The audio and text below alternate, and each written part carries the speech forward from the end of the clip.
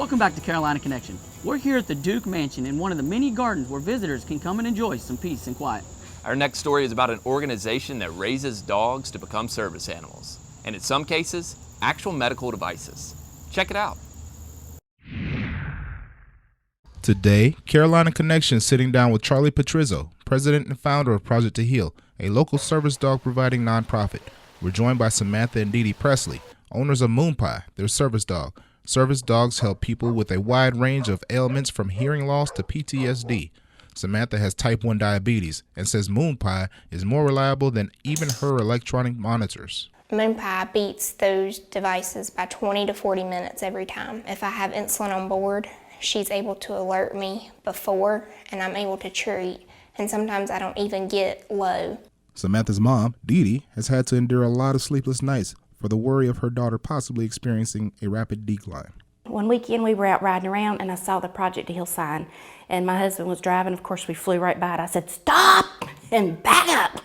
So he backed up, I took a picture of the sign, and the next week I called Charlie. So that started the relationship between the Presley family and Charlie Patrizzo. Charlie's unique story was the focal point of the 2012 documentary Charlie's Scars, in which he chronicles his unusual youth after multiple accidents left him leaning on his Labrador Retriever mix that became his best friend growing up. Ultimately, Charlie walked away from a successful position in the financial services industry to give back. Project to Heal was born. The service dog industry didn't have many options when they needed puppies to train. So they would go to shelters and rescues to get puppies to train in their programs. So my thought was, well, what if we did some research, found the best breeders of Labrador Retrievers using a nurture-nature paradigm. We developed a very formal nurturing program, and our puppies have about an 80% pass rate when they're put in service dogs. So we save a service dog company so much time and so much money on each donation we make. Moon Pie's value to the Presleys is immeasurable.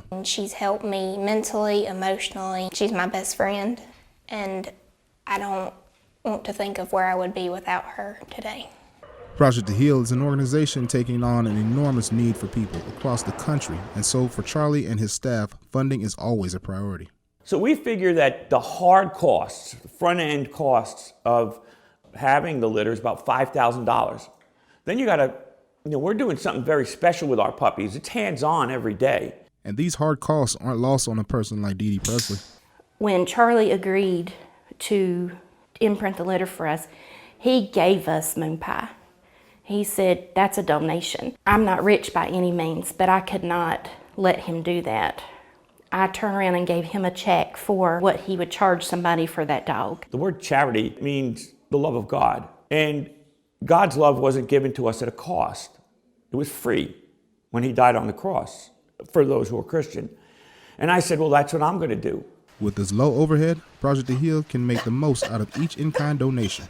Last year, we donated 50 puppies, and an industry consultant estimated the value of our puppy at about $6,000 to $8,000 when he leaves here. We did that on $250,000 in expenses. So if you make a $1 donation to our organization, if you think about it, it becomes about $1.40 in a donation because our expenses are much lower than what we put out in capital for your donation.